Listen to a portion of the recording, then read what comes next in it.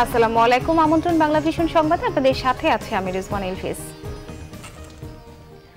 উন্নয়নের চাকাকে আরো গতিশীল করতে প্রবাসীদের নিজ নিজ গ্রামে নতুন বিনিয়োগের আহ্বান জানিয়েছেন প্রধানমন্ত্রী শেখ হাসিনা। রাজধানীতে আয়োজিত প্রথম অনিবাসী প্রকৌশলীদের সম্মেলনে যোগ দিয়ে এই আহ্বান জানান প্রধানমন্ত্রী।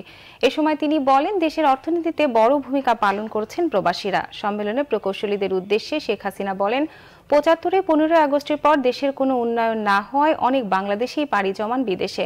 তবে বর্তমান সরকারের উন্নয়নে আশ্বস্ত হয়ে দেশে বিনিয়োগ করছেন সেই প্রবাসীরাই। অনুষ্ঠানে প্রধানমন্ত্রী আরো বলেন, অনাবাদি জমি কাজে লাগানোর পাশাপাশি নদী রক্ষায় নানা পরিকল্পনা গ্রহণ করেছে তার সরকার। বেগম খালেদা জিয়াকে চিকিৎসা না দিয়ে ধীরে ধীরে মৃত্যুর দিকে ঠেলে দিচ্ছে সরকার, এই অভিযোগ করেছেন বিএনপির মহাসচিব। কারাবন্দী দলের চেয়ারপারসন বেগম খালেদা জিয়ার শারীরিক অবস্থার বিষয়ে জানাতে নয়াপল্টনে কেন্দ্রীয় কার্যালয়ে বিএনপি সংবাদ সম্মেলন হয়। এতে দলের মহাসচিব অভিযোগ করেন, বেগম খালেদা জিয়ার অসুস্থতা এমন পর্যায়ে গেছে যে তিনি আর এখন হাঁটাচলা করতে পারছেন না, বাম হাত ও পা নাড়াতে পারছেন না। কিডনি, ডায়াবেটিক্স ও হৃদরোগ সহ বিভিন্ন রোগে আক্রান্ত বেগম খালেদা জিয়া এখন গুরুতর অসুস্থ। বিলম্ব না করে বেগম জিয়াকে মুক্তি দিয়ে সুচিকিৎসার ব্যবস্থা করতে হবে, নইলে তার কোনো ক্ষতি হলে দায় সরকারকে নিতে হবে। প্রয়োজনে বেগম খালেদা জিয়ার চিকিৎসার ব্যয় বিএনপি বহন করবে বলেও জানান মির্জা ফখরুল।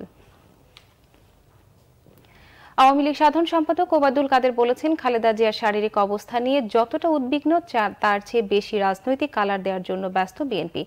বেগম খালেদা জিয়ার শারীরিক অবস্থা নিয়ে বিএনপি ভুল রাজনীতি করছে বলেও মনে করেন তিনি।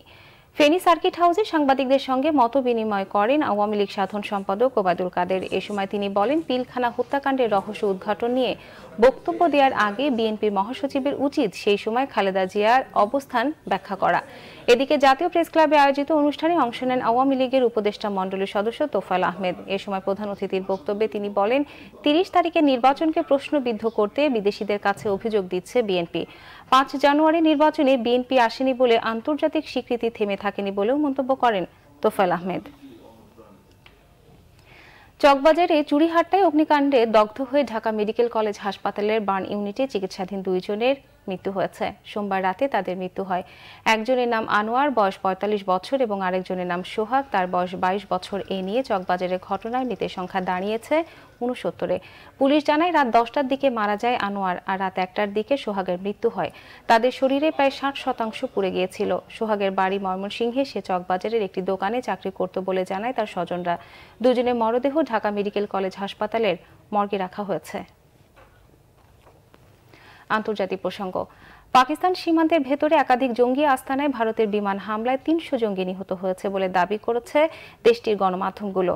তবে হতাহতের কথা স্বীকার করেছে পাকিস্তান। এদিকে প্রতিক্রিয়ায় জরুরি বৈঠক করে ভারতকে হুঁশিয়ারি করেছেন পাকিস্তানের প্রধানমন্ত্রী ইমরান খান। ভারতের পররাষ্ট্র সচিব বিজয় গোখলে জানান, গভীর জঙ্গলে ১০০০ কেজি বোমা ফেলে ধ্বংস করা হয়েছে জৈশ-ই মোহাম্মদের কন্ট্রোল রুমগুলো। এতে সংগঠনটির প্রধান মাসুদ আজহারের শ্যালক ইউসুফ আজহার সহ শীর্ষ কমান্ডার, প্রশিক্ষক সহ বহু জঙ্গি নিহত হয়। সোমবার রাত ৩:৩০টায় ১৯ মিনিটের অভিযানে ১২টি যুদ্ধবিমান পাকিস্তানের বালাকোট, চাকতি ও মুজাফফরাবাদে হামলা চালায়। আগের দিন শান্তি প্রক্রিয়া গতিশীল করতে ভারতের প্রধানমন্ত্রী নরেন্দ্র মোদীর প্রতি আহ্বান জানিয়েছিলেন প্রধানমন্ত্রী ইমরান খান। এই হামলার জেরে জরুরি বৈঠকে ভারতকে সতর্ক করেন ইমরান। পরে আত্মরক্ষার স্বার্থে কড়া জবাবের হুঁশিয়ারি দেন পররাষ্ট্রমন্ত্রী শাহ মাহমুদ কোরেশি। পাকিস্তান সেনাবাহিনীর গণসংযোগ শাখার পরিচালক মেজর জেনারেল আসিফ গফুর জানিয়েছেন, আকাশ সীমা লঙ্ঘন করা ভারতের যুদ্ধ বিমানগুলো তাড়া খেয়ে পালিয়েছে। জম্মু ও কাশ্মীরে পুলওয়ামায় আধা সামরিক বাহিনীর বহরে বোমা বিস্ফোরণের জবাবে এই বিমান হামলা হলো। এই ছিল এখনকার মতো। পরের সংবাদ বিকেল ৫টায় দেখার আমন্ত্রণ রইল। এছাড়া ফেসবুকে বাংলা ভিশন সংবাদ সরাসরি দেখতে লগ ইন করতে পারেন facebook.com/বাংলাভিশনে। এখন সঙ্গে থাকার জন্য ধন্যবাদ সবাইকে।